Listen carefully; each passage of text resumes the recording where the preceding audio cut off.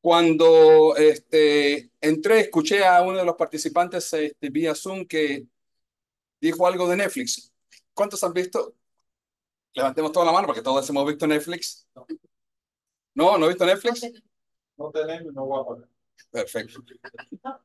Pero yo la verdad es que ni siquiera veo televisión, ya veo Netflix y ahí uno va y busca su entretenimiento. Así es que, pero encuentra cosas buenas, cosas malas, cosas pasivas, como en todo lugar. Pero en esta mañana quisiera hacer algo diferente.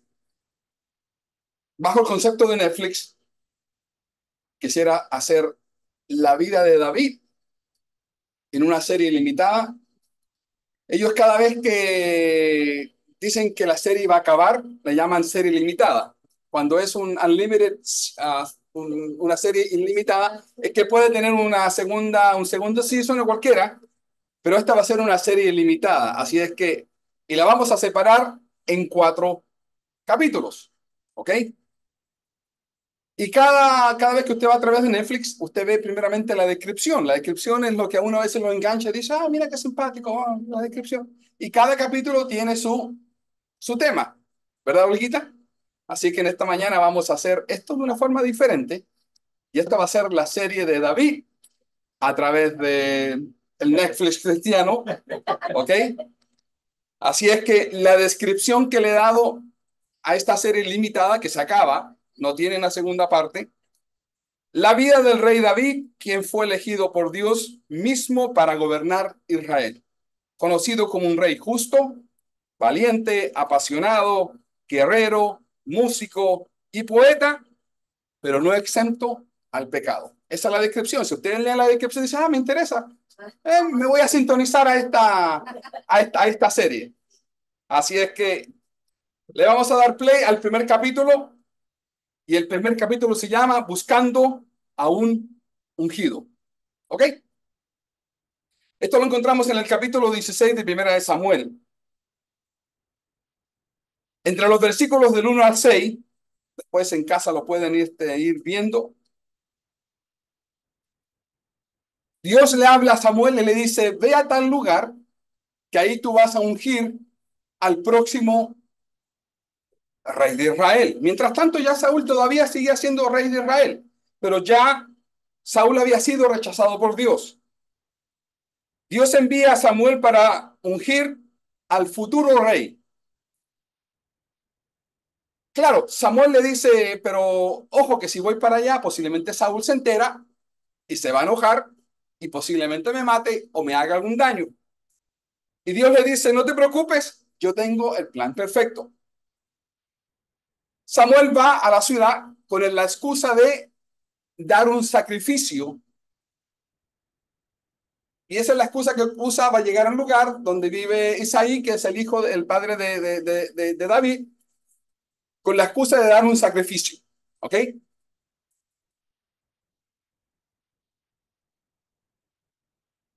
Llega a la ciudad, llega a la aldea y llama a Isaí. Isaí es el padre de David y de otros más que tienen por ahí, de algunos de ellos que los vamos a ver esta noche.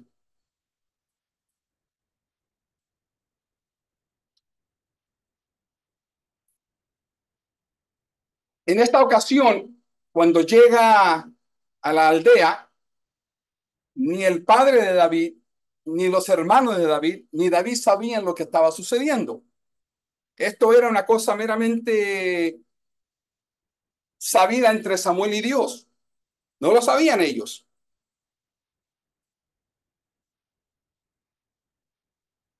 Y lo que hace Isaías que hace, y lo que hace, para pronunciar bien el nombre de él, lo que hace Isaí es que le dice a Samuel, ve y trae a tu familia, ven tú y trae a tus hijos para ofrecer sacrificio a Dios. Los empieza a traer y aquí empieza algo interesante porque empieza un rechazo a algunas cosas que incluso Samuel pensaba que eran parte de la voluntad de Dios. Él le dice, déjame ver a tu hijo mayor. Lo voy a ir pronunciando por nombre, Eliab. Pasa Elías y hay una cosa interesante que Samuel lo ve alto, lo ve atractivo, lo ve fuerte y dice, Jehová, te encontré al que tú vas a ungir. Y Jehová le dice, no, ese no es el que yo he escogido. Claro, Samuel se queda cautivado por su apariencia física, lo ve esbelto, lo ve fuerte, lo ve joven, lo ve con ciertas capacidades para cumplir la función de un rey, pero no era el plan que Dios tenía, no, él no era el escogido. Y mire lo que le dice Jehová a Samuel, no mires a su parecer ni a lo grande de su estatura. Esto es en el versículo 7. Porque yo lo desecho, porque Jehová no mira lo que mira el hombre, pues el hombre mira lo que está delante de sus ojos, pero Jehová mira el corazón. Dice, no, olvídate de él. En el versículo 8 le traen a otro hijo llamado Abinadab. Y le dice, este tampoco es. En el capítulo 9 le traen a Sama, tampoco es. Pasan todos los hijos y Samuel dice, wow, parece que me equivoqué, no sé, Dios, aquí están todos los hijos y ninguno de ellos. A este le dijiste, no se viste para la fiesta que no va. A este le dijiste, no se viste para el viaje que no va. O sea, a todos los había rechazado. Eso, entonces, ¿qué es lo que yo estoy haciendo aquí? Algo está mal con esta película, porque tú me has pedido que yo venga a ungir a uno de los hijos de Isaí y no, y ninguno ha sido tu aprobado. Entonces va, Isaí le dice, oye, ven acá. Samuel le dice, Isaí, oye, ven acá. Nos falta uno aquí en esta cosa. Le dice, sí, nos falta uno. Nos falta uno que está prácticamente en el campo cuidando las ovejas y es mucho más joven. Y esto me lleva un poco a una reflexión de que muchas veces Dios mira a aquel que ha sido, que lo, Dios mira a aquel que ha sido visto insignificantemente por el hombre, pero Dios le tiene un plan mucho más grande y mucho más específico. Una de las lecciones que recojo de esta parte cuando le dice, sí, hay otro. Samuel le dice, ve y búscalo, tráelo, porque no nos vamos a comer, no vamos a sacrificar hasta que él no venga. Y una de las cosas que veo en todo esto es que cuando uno es ignorado por el mundo, por la gente, no simplemente quizás por su edad, también por lo que hace, porque cuando Isaí dice, sí, él apacenta las ovejas, es como que lo está mirando de una forma como que mirándolo para abajo, como que lo ha ignorado. Pero una de las cosas grandes de todo esto es que Dios no lo ignora a uno. Dios sabía el plan que él tenía. Y aunque el padre había ignorado la presencia de su hijo menor, Dios lo tenía presente. Eso corre para todos nosotros, ¿ok?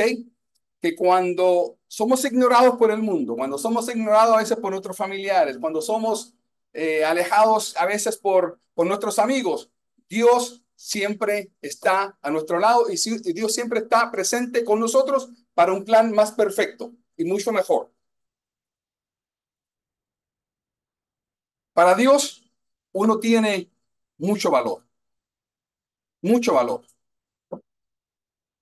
Y es por eso que este capítulo lo titulé Buscando un ungido, porque prácticamente lo que está haciendo Samuel es buscar a un ungido que, que su padre lo había, hasta cierto sentido, dejado un poco al olvido, pero no, y ese elemento de olvido es lo que Dios quería usar para futuros planes, para lo que era el pueblo de Israel. Aunque tu padre terrenal y tu madre y tu familia se olviden de ti, Dios nunca se va a olvidar de nosotros. Cuando llega David, Samuel lo ve y Dios le dice, a a este que ha sido ignorado, a este que ha sido rechazado, a este que ha sido tirado al olvido. Este es el que yo quiero. Este es el que tú vas a ungir. Este es el que debes ungir. ¿Y qué es lo que hace? Va y lo unge. Esto significa que nosotros, aunque seamos olvidados, siempre seremos algo valioso para Dios y Dios nos llenará de su espíritu y bendecirá nuestras vidas. Hay un paralelismo entre lo que en el proceso cuando olvidan a David, lo reconoce Samuel, dice, Dios le dice, este es el hombre, este es el futuro eh, el futuro rey de Israel y lo unge. Así es que cuando Dios nos escoge a nosotros y nos escoge con una misión especial, Dios nos va a llenar siempre de su poder y de su gracia.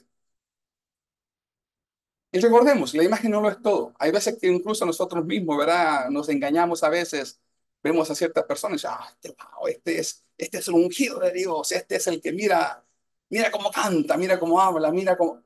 Pero muchas veces Dios tiene en sus planes más grandes a personas que no están dentro de nuestra mirada. Esa es la diferencia entre la mirada de Dios a la mirada del hombre. El hombre mira lo que está al frente de él. Eso fue lo que hizo Samuel con los hijos especialmente con el primer hijo de Isaí. Lo vio y dijo, este es el muchacho que Dios tiene escogido. No lo era. Y nosotros nos pasa muchas veces lo mismo. Miramos a las personas, los vemos esbeltos, los vemos fuertes, los vemos capacitados, tienen ciertas habilidades y creemos que esa es la persona que Dios va a usar. Pero muchas veces no lo es. Muchas veces es ese elemento entre comillas que muchos miran como inservible cuando Dios dice, a ti te voy a usar, a ti te voy a usar, a ti te voy a usar, a ti te voy a usar. Y no simplemente te voy a usar, te voy a llenar del Espíritu y te voy a capacitar para que hagas mi labor y mi trabajo. ¿Ok?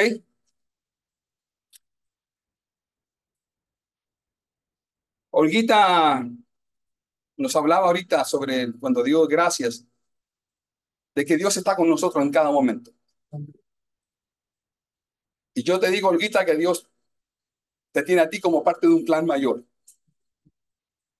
Él nunca se olvida de ti y Dios te capacita con su espíritu para hacer la obra que Él quiere que tú hagas. Capítulo 2. Capítulo 1 ya lo terminamos. El más corto que yo he visto en mi vida. Cuando voy a Netflix, el capítulo más corto son 20, 25 minutos. Hasta es una hora. El capítulo 2. Guerrero valiente. Así lo he llamado. Guerrero valiente. Le vamos a dar play al capítulo número 2 y esto lo encontramos en el capítulo 17 de Primera de Samuel, capítulo 17. La lucha entre David y Goliat. David había sido escogido, había sido lleno del Espíritu, ya sí había sido ungido como rey y ahora se está preparando el terreno para una cosa mucho más grande que ha quedado en la historia de la humanidad.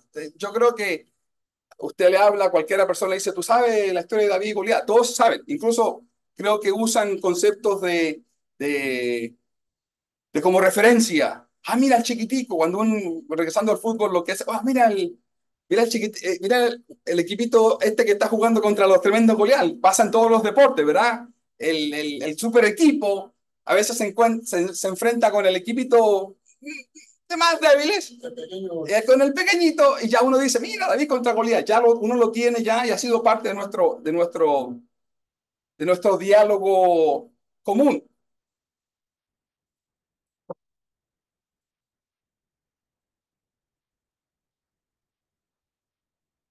La Biblia en el capítulo 17 en Primera de Samuel, capítulo 17 del 1 al 11, nos habla de un panorama caótico para el ejército de Israel.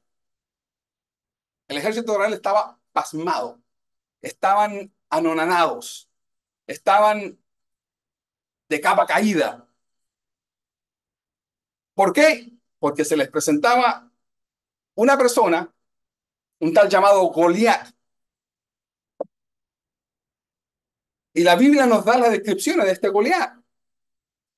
cómo estaba formado físicamente, sus armaduras, y la Biblia lo destaca como un paladín. Y yo estaba, dije, déjame ver lo que es la palabra paladín. Y la definición de paladín es caballero fuerte, valeroso, que se distingue por sus hazañas. La Biblia dice, era un paladín. O sea, el hombre no era un cualquiera. El hombre no era un soldado de 5 pesos. El hombre era un, super, un luchador con capacidades, con habilidades. ¿Y este qué es lo que hace? Vocifera contra el ejército de Israel. Y vamos viendo cómo se va, si ustedes ven todo el capítulo 17 de Samuel, van viendo cómo se va desarrollando el panorama para que David termine en esa escena de confrontación, de lucha con Goliat. En el versículo 25 dice, y cada uno de los de Israel decía, ¿no habéis visto ese hombre que ha salido? Los tenía, realmente los tenía con la cabeza, con la boca abierta, los tenía no nada, los tenía medio, los tenía con miedo. En un momento definido, y es simpático porque mientras esto está ocurriendo, nos dice la Biblia que David está encargado de sus negocios. ¿Qué estaba haciendo? Cuidando sus ovejas. Viene Samuel, lo unge, se va a hacer su labor de ovejero, de cuidar las ovejas. Mientras tanto, el ejército de Israel está enfrentado a los filisteos. Por algún motivo u otro, el papá le dice, mira, toma estas viandas, estos pancitos, y llévaselos a tus hermanos allá en la esta. Y él va y llega al lugar donde eventualmente se va a dar todo lo que es la acción entre Goliat y David. ¿Qué es lo que hace en ese momento Goliat? Desafía al pueblo al ejército de Israel. David lo escucha. David lo escucha y le molesta. Dice, ¿cómo es posible? Y se le empieza a levantar el espíritu de luchador, se le empieza a levantar la adrenalina, se le empieza a levantar no, el orgullo judío israelita y dice, ¿quién es este? ¿Quién es este que se atreve a vociferar contra el pueblo de Dios, contra el ejército de Dios? Y yo mientras estaba elaborando estaba viendo todo este panorama, me cayó un versículo y se lo comenté en la mañana a Dañana. Le dije, mira, Dañana, estaba viendo este versículo que lo empecé a ver y, y yo dije, pero ¿por qué dice cuando, cuando David llega al campamento, él empieza a decir a los otros soldados que cómo era posible que este estuviera vociferando contra el ejército de Israel?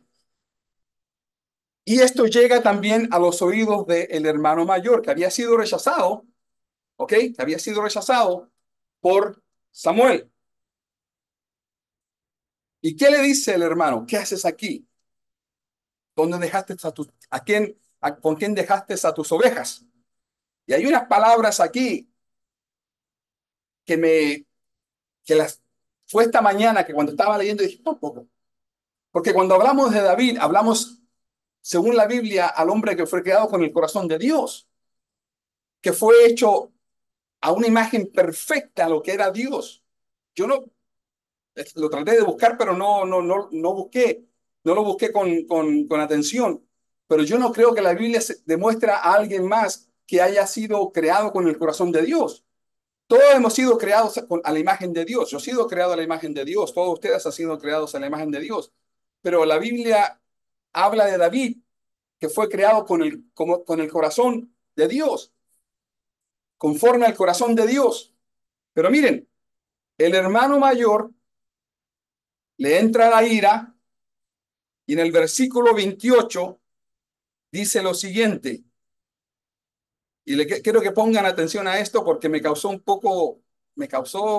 una intriga. Y dije, espera un poco.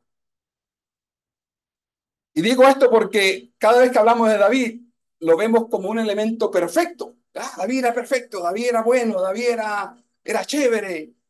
Claro, después eventualmente pecó, pero mientras tanto era, pero aunque él fue creado conforme al corazón de Dios, también era un ser humano. Mira lo que le dice el hermano.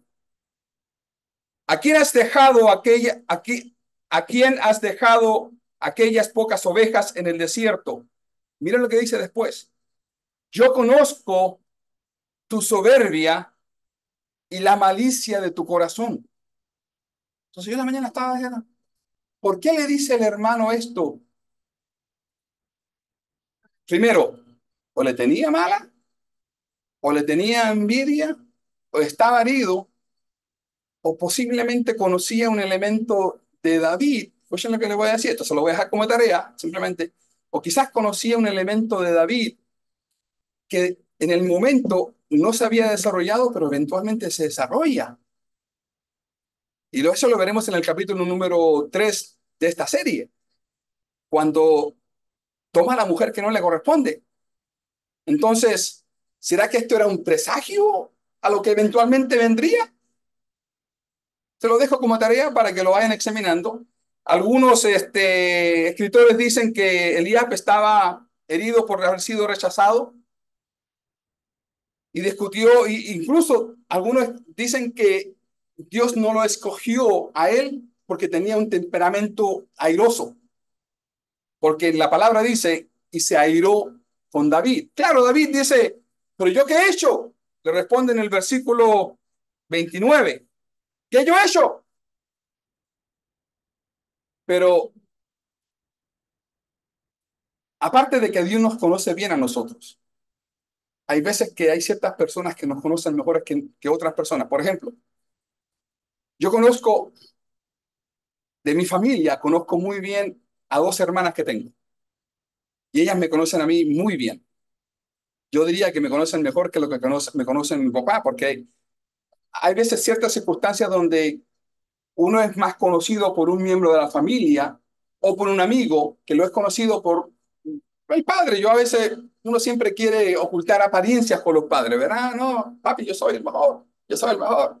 Pero cuando papi no está, hago otras cosas que simplemente lo llega a saber un hermano, un amigo, pero se lo dejo como tema para que lo piensen. Me dijo Daniela, no, no vas a decir eso, vas a decir que David no era bueno. No estoy diciendo que David no era bueno. Exactamente. Y más tarde, se le presenta la soberbia a David y la malicia. Yo tengo un caso muy particular dentro de mi familia, y gracias a Dios que mis hermanas no están viéndome por Zoom en este momento. Nosotros venimos de una familia cristiana, nacidos en la iglesia. Mi papá es pastor y hemos conocido toda nuestra vida a Cristo. Pero vieron ciertas características en mi hermana que nosotros no conocíamos. En mi hermana mayor, yo le he comentado al pastor un poco nuestra situación, que ha llegado hasta demandas legales, cortes y demandas por diferentes cosas. Porque hay momentos en la vida en que el hombre es expuesto a ciertas situaciones donde se le sale el verdadero yo. Vuelvo y insisto, no estoy diciendo que David era malicioso ni era soberbio, pero que eventualmente eventualmente desarrolla eso más tarde, y eso lo vamos a ver más tarde, si lo hace. Y fue producto de algunas situaciones que nosotros tuvimos en la familia, compra de algunas propiedades, que vimos el verdadero carácter y llegamos a conocer exactamente cómo era mi hermana y a lo que estaba dispuesto a hacer. Lamentablemente ella es mucho a la parte del dinero, el dinero, y ya yo sé que también la pastora ha tenido también el pastor ha tenido siempre hay ese conflicto, pero hay muchas veces que la calidad de la persona o el carácter o ciertas cosas que esa persona tiene no salen hasta que no se presente la oportunidad. Se lo dejo como tarea para que lo vayan. Por eso digo, quizás era un presagio a lo que eventualmente David iba a hacer. Así es que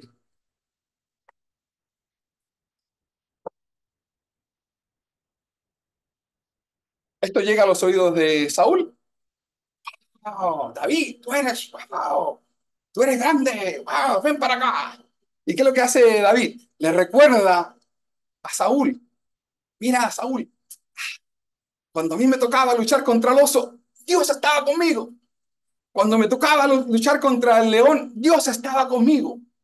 Así es que yo estoy seguro que en este momento en que yo voy a hacer y me voy a enfrentar contra él, porque nadie se quería enfrentar contra Goliat, nadie, ni Saúl, ni nadie, ni el hermano mayor, el que estaba fornido, ni nada, porque esos no eran los planes de Dios. Mira, Dios ha estado conmigo, y si ha estado conmigo en el pasado, va a estar conmigo en el presente, y va a estar conmigo en el futuro. Y esa es la confianza que tenía David en ese momento, de que Dios estaba con él, de que de la misma forma que él había tenido fuerzas y de que Dios había estado cuando él luchaba con el oso contra el león, Dios iba a estar con él en ese momento de la gran prueba, porque eso fue lo que cambió el destino de David con el pueblo de Israel.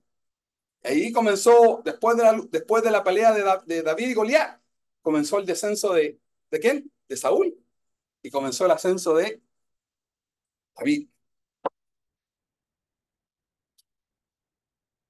Mientras nuestra confianza esté en Dios, está todo bien. Cuando nuestras fuerzas empiezan a depender de lo externo, del fulanito, de la iglesia, de esta institución, de esta, nuestra confianza tiene que estar siempre puesta en Dios. Y la confianza que tuvo David, Dios la recompensó. Dijo, perfecto, confías en mí, yo te voy a dar la victoria.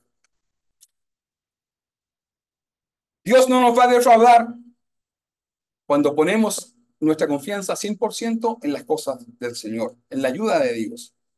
Las experiencias pasadas, ¿a cuántos Dios no nos ha ayudado acá a nosotros?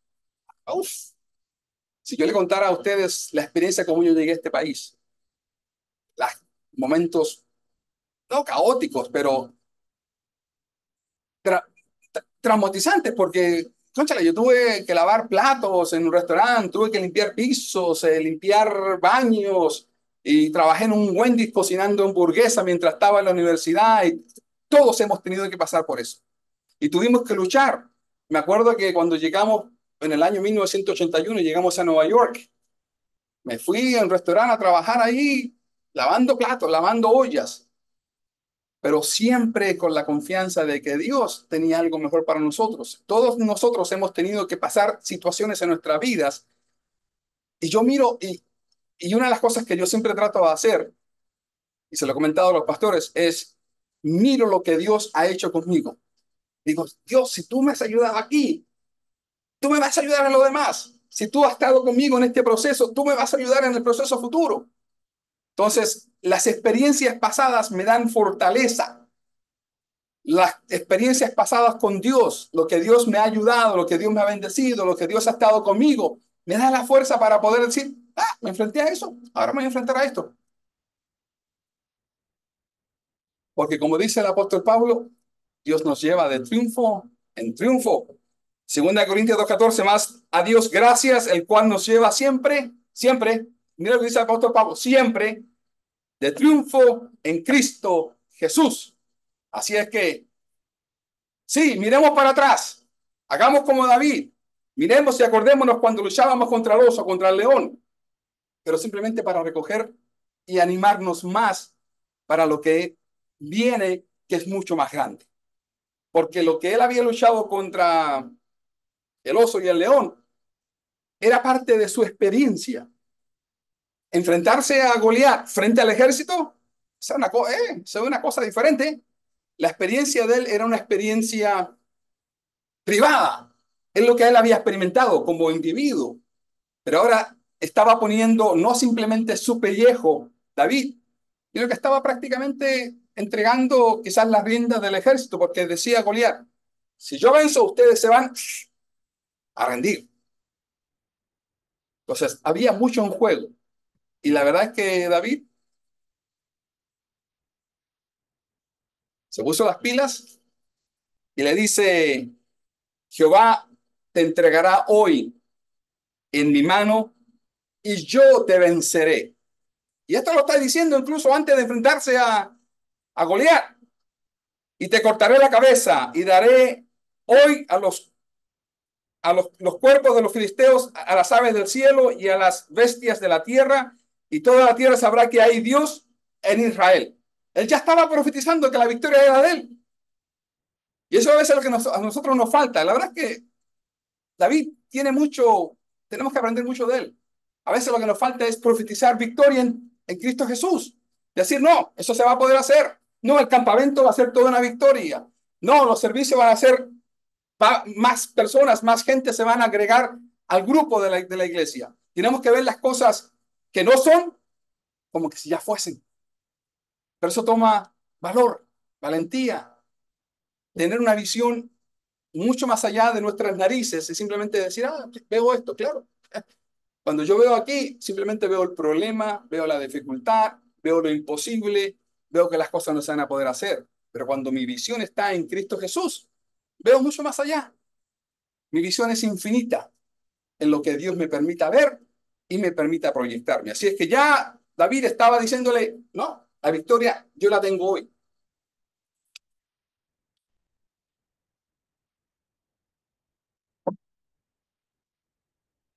David no se andaba con rodeos. David sabía lo que iba a hacer y cómo lo iba a hacer. No especulaba sobre el poder de Dios. Bueno, que a veces nos pasa a nosotros, que nosotros, el ser humano es muy ambiguo. Bueno, si es la voluntad de Dios, va a salir bien. Pero ¿por qué dudamos de que si es la voluntad de Dios? Posiblemente sea la voluntad de Dios. Y muchas veces, cuando las cosas no nos salen bien, acudimos al famoso eslogan diciendo, ah, quizás no era la voluntad de Dios. Posiblemente era la voluntad de Dios. Simplemente nos quedamos cortos en nuestro esfuerzo. Quizás era la voluntad de Dios y no tuvimos la suficiente fe de que Dios lo iba a hacer. David no andaba con ambigüedades ni como un hijo acomplejado y cabizbajo. Eh, A David se le prendió el espíritu de gloria, de guerrero, de campeón. No llega ahí, acá vengo, Goliat, a ver si puedo luchar contigo. No, ya él iba, ya él lo declara. Esta es mi victoria. Dios me ha dado esta victoria y él va a permitir que esta victoria sea mía. Y eso es tener fe de que las victorias que vamos, las peleas que vamos a luchar, que será nuestra la victoria. Ahora, ¿lo creemos exactamente? ¿Creemos que va a ser así? Si usted realmente lo cree en su corazón, Dios lo va a hacer posible. Muchas veces nosotros vamos a enfrentarnos a situaciones que requieren nuestra completa fe, no pensando que posiblemente las cosas van a suceder, sino que las cosas van a suceder porque Dios me lo ha prometido a mí y se lo ha prometido a usted. Así que aprendamos del rey David, un hombre con fe, un hombre con visión. Y ya el resto de la historia lo sabemos. Ya, va, el hombre se presenta ahí con el paladín de los filisteos, se presenta. David, muy humildemente, y, y es simpático porque me encanta cuando David le dice, ah, tú vienes a mí con espada, ah, tú vienes a mí con jabalina, ah, vienes con todo tu pasado de experto, vienes con todo con toda tu valija de triunfos, pero yo vengo a ti en el nombre del Señor, en el Rey de los ejércitos. Así es que ya, hoy día, en otras palabras, él está diciendo, hoy día se te acabó lo tuyo, y hoy día esto se acabó acá. Así es que son cosas que tenemos que aprender de David, en esa valentía que él tenía. Ahora, capítulo número 3. Le damos play al capítulo número 3. Y esta es la caída de un guerrero. De esa forma lo he llamado, la caída de un guerrero.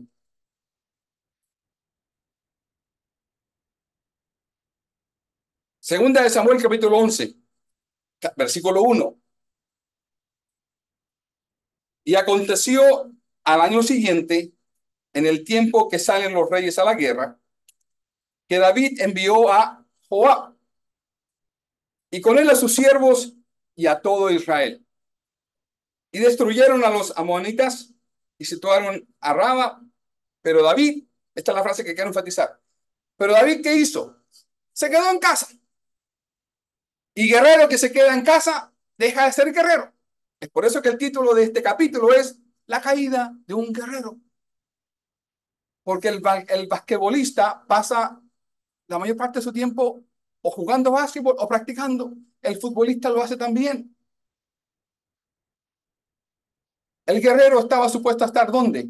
En la guerra. ¿Con quién? Con sus guerreros, con sus ejércitos. Pero él decidió, ¿qué hizo? Se quedó atrás, se acomodó y ahí la cosa le empezó a salir un poco mal. David como rey y con sus características de guerrero no estaba donde tenía que estar.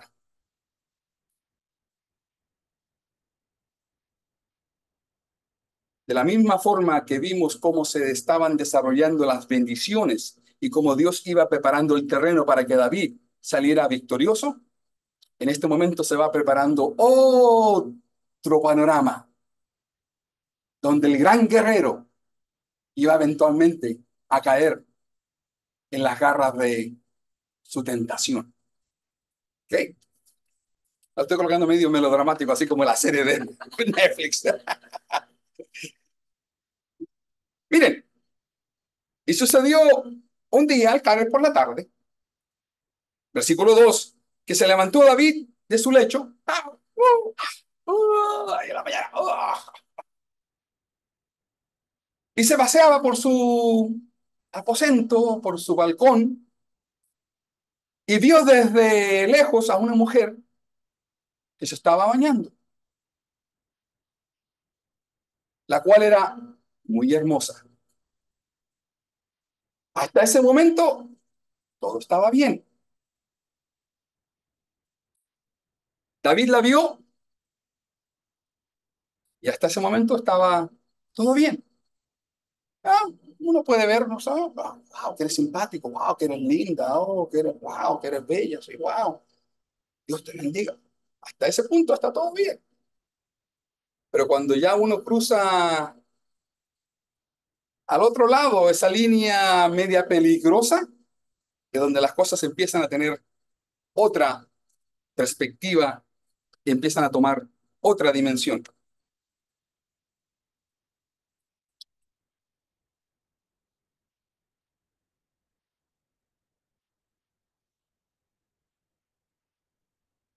El pecado de David no fue ver a Betsabé.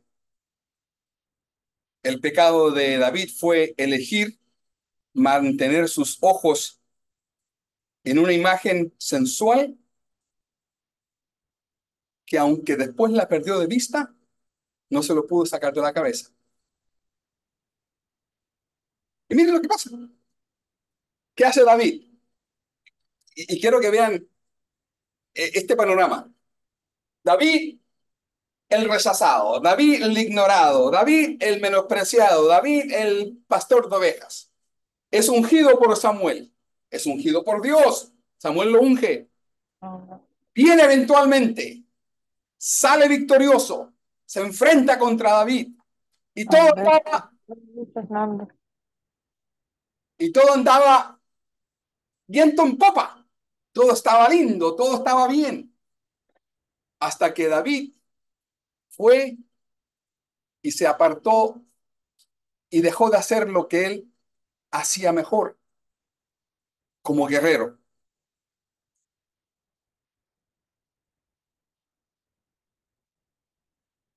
Si David hubiese tenido su atención sobre, si David hubiese tenido su atención donde Dios la quería, David nunca hubiese puesto su,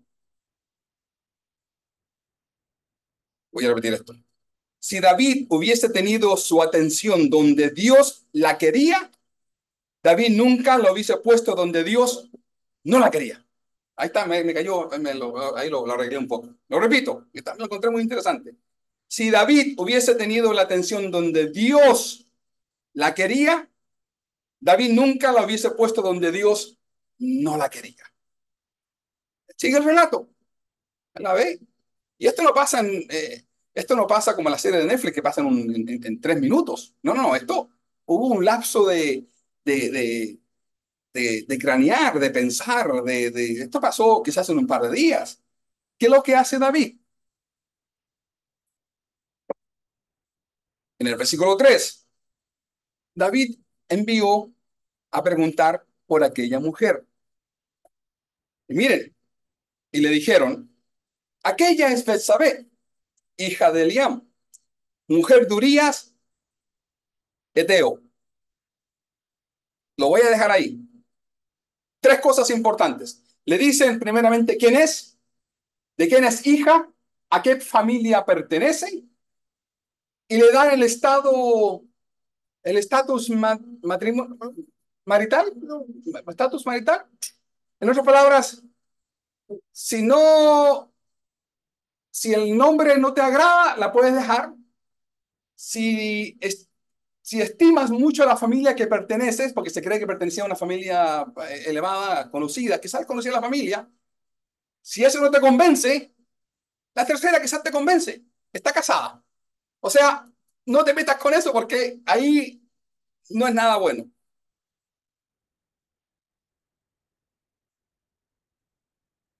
Y miren, esto demuestra esta actitud de David, la manda a llamar, la manda a traer,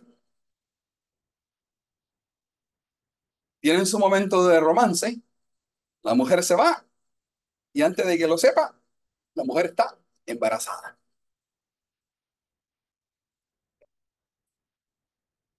La acción de David fue una acción egoísta. Demuestra una insaciable sensación de que ya no era feliz con todas las concubinas que tenía, ni con todas las esposas. Y eso a veces le pasa al hombre. El hombre tiene esa sed de nunca ser satisfecho con las cosas que tiene o con las cosas que Dios le da. A veces el hombre quiere más poder y cuando ya no tiene poder quiere otras cosas o quiere más dinero. Dame más dinero, dame más. Y cuando ya tienes todo el dinero, empiezan a buscar ¿qué? El poder, la fama. Porque el hombre a veces, lamentablemente, no se satisface con lo que Dios le da o con lo que tiene.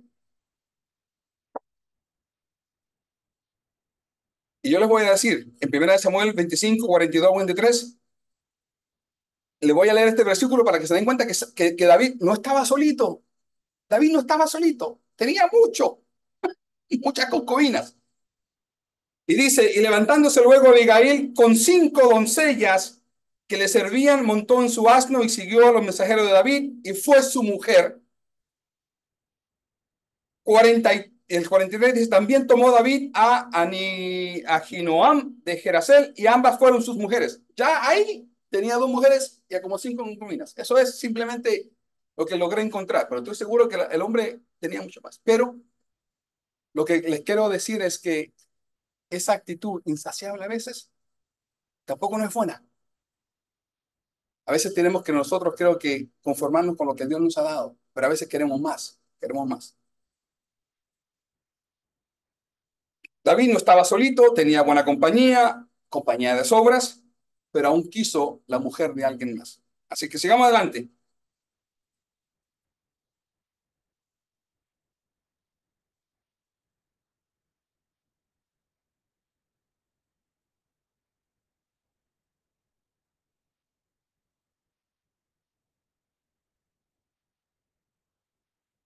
Voy a repetir estas tres cosas porque creo que son muy importantes.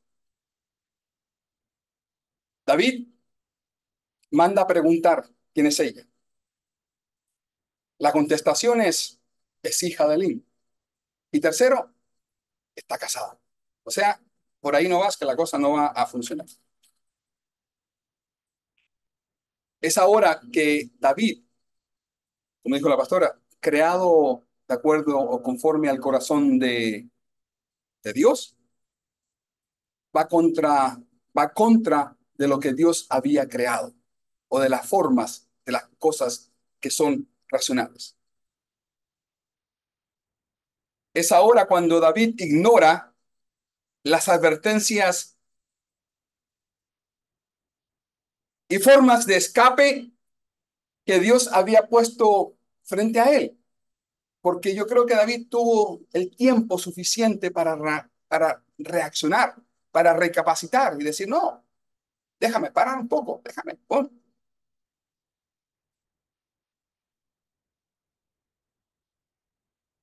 Si David hubiese pensado en las consecuencias y en el costo de esta decisión, posiblemente hubiese dicho, aguanta, pon el freno y no hagamos nada.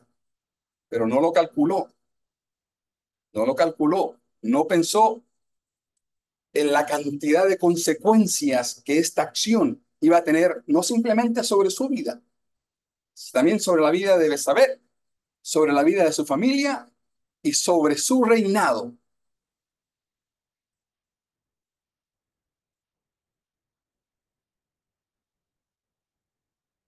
porque la siembra siempre es más pequeña que la cosecha. Cuando usted siembra una pepita de melón o de sandía, como decimos en Chile, no nace una pepita chiquitica, nace una tremenda sandía o un tremendo melón, pero lo que sembramos fue poquito. Lo que hace David siembra poquito y lo que cosecha es mucho. Un embarazo no deseado.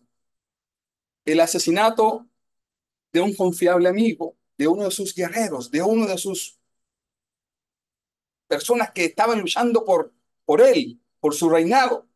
Un bebé muerto. Su hija violada por un hijo. Un hijo asesinado por el otro.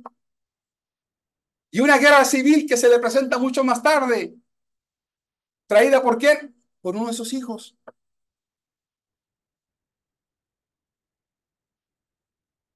Cuando David se da cuenta de que había metido la pata, empieza a tomar otras decisiones que hacen que el hoyito chico sea más grande. ¿Qué hace? Ah, es la esposa del otro, la verdad. Y empieza a cranear cómo yo hago para que éste muera, para que ésta quede. Manda ya, viene el esposo de Betsabé, y ya todos sabemos la historia. Pues lo manda de vuelta a la guerra, lo dejan solito. Y regreso al versículo en la parte que el hermano le dice, conozco tu corazón. Sé que hay, ¿cómo fue? Malicia y soberbia. ¿Soberbia por qué? Porque a los soberbios les gusta hacer las cosas a su manera. ¿Usted no ha visto personas soberbias? Le dicen, no hagas eso, no lo hagas de esa forma, no vayas por aquí. Yo siempre, una vez le dije a mi hijo cuando fue uno de los viajes a uno de los parques, hijo, no hagas eso que te vas a caer, no hagas eso que te va a caer, pero como él es soberbio, cuando se cayó, le dije, te dije que te ibas a caer. La soberbia llevó a David a ir más allá en esta decisión. Y la malicia, porque esto no salió de un momento para otro para David. Él estuvo que pensar, maquinar toda esta situación. Es por eso que cuando yo veo ese versículo donde el hermano dice, yo conozco tu malicia y tu soberbia. Y no, posiblemente esas dos características que no las vemos desarrolladas en David anteriormente, en este momento cuando se presenta la oportunidad, es cuando florecen.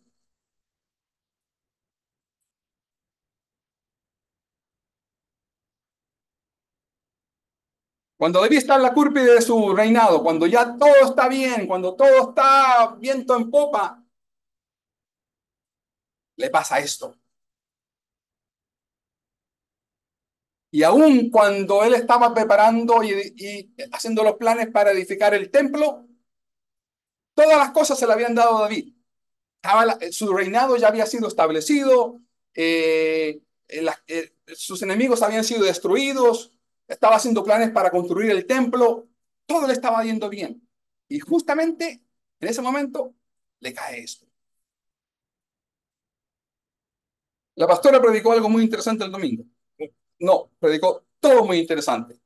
Pero yo le tomé una foto porque ya venía trabajando en este tema y una de las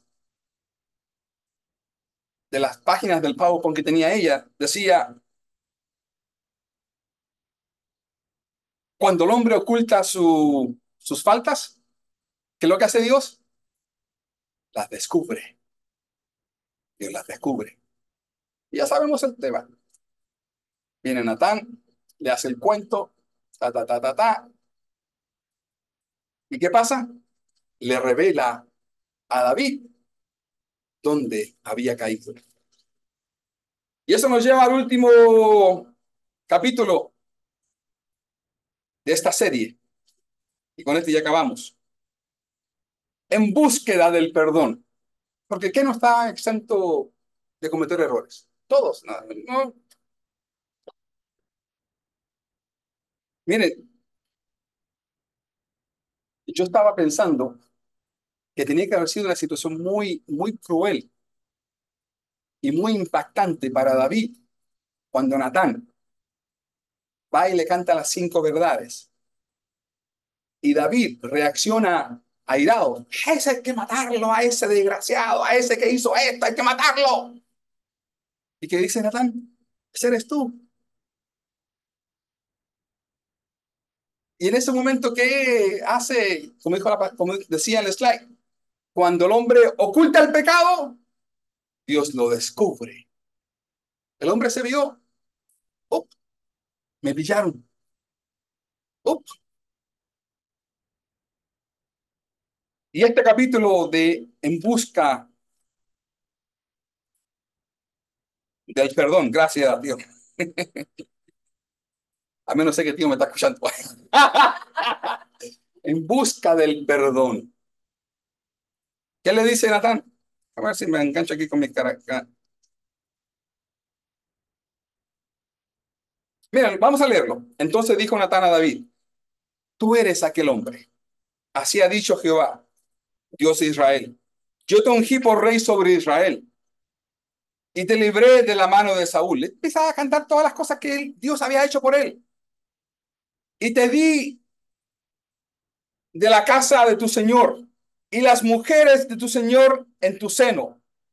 Además te di casa de Israel y de Judá. Y si esto fuera poco, te habría añadido aún mucho más. ¿Por qué pues tuviste en poco la palabra de Jehová, haciendo lo malo delante de sus ojos? A Urías, Eteo, heriste a espada, y su reinado terminó siendo agitado por espada. Y tomaste por mujer a su mujer, y a él lo mataste con la espada de los hijos de Amón. Le dijo, mira, David, Dios te ha bendecido, te ha hecho grande, te ungió. Mientras eras ignorado, Dios te alzó, Dios te hizo grande. Ahora es tiempo de pagar las consecuencias de una decisión que no fue la mejor decisión. Si alguien viene a mí y me dice todas las verdades de las cosas que yo sé que yo he hecho, Lo voy a repetir. Si alguien viene donde mí, porque ustedes ven, ah, Michael, ¿no? Yo he hecho mis cosas malas. Yo he pecado. He hecho cosas que no he tenido que hacer. Si alguien viene donde mí, me dice, oye, Dios te bendijo, Dios te sacó, Dios te prosperó, Dios te ha dado, pum. Pero esto y esto y esto. Me caería un poco violento, ¿verdad? ¿Por qué? Porque hace que yo me enfrente a finalmente me enfrento a mi pecado.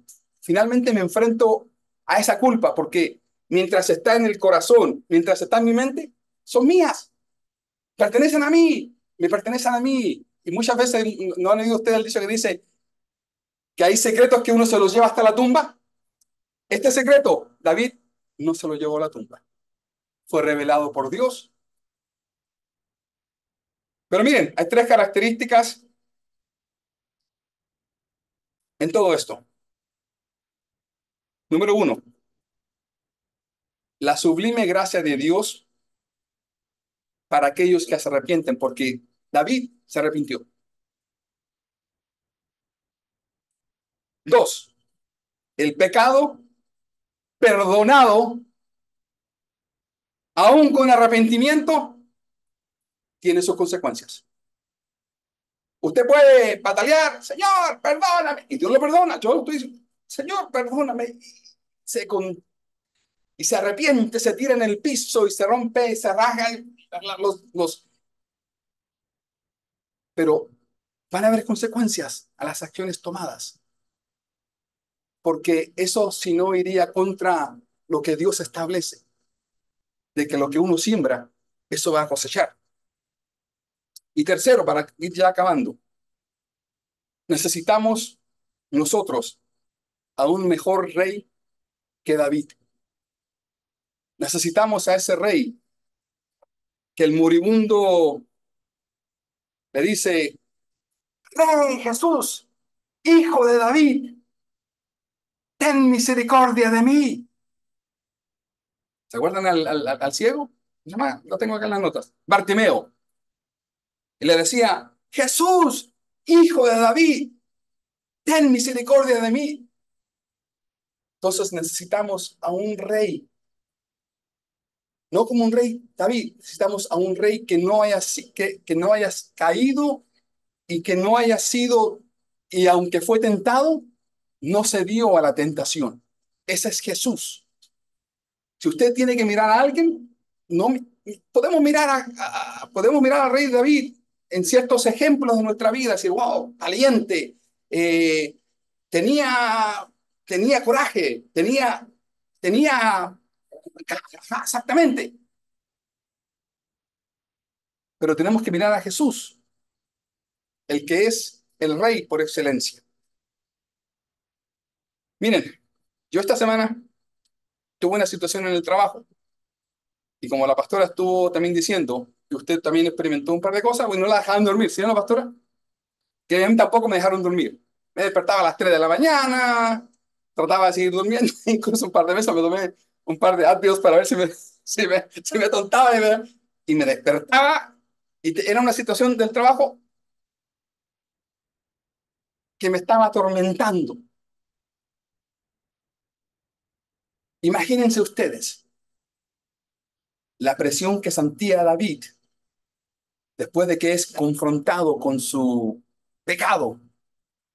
Ese hombre no dormía, olvídese. Ese hombre no dormía, quizás no durmió en un buen tiempo.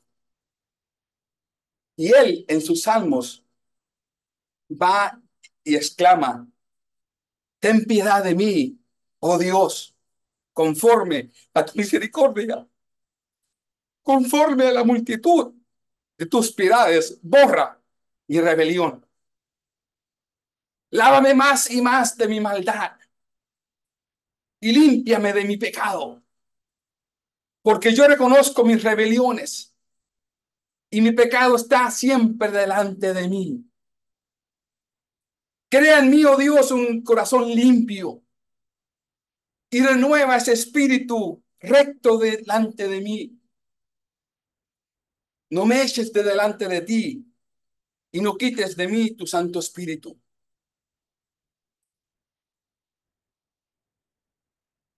David pagó el precio, un precio terrenal, el cual lo persiguió hasta la muerte. La espada nunca se apartó de la casa de David. Mató a espada, ¿cómo dice por ahí? El que a hierro muere, al que a hierro mata, a hierro muere.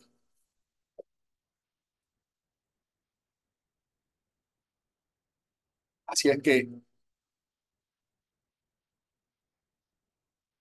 hay perdón para nuestros pecados. Miremos la vida de David como una vida de aprendizaje. Tomemos las cosas que podemos tomar para nuestras vidas. Seamos valientes. No nos acobardemos. Miremos que la victoria ya es nuestra. Lo demás lo dejamos de lado.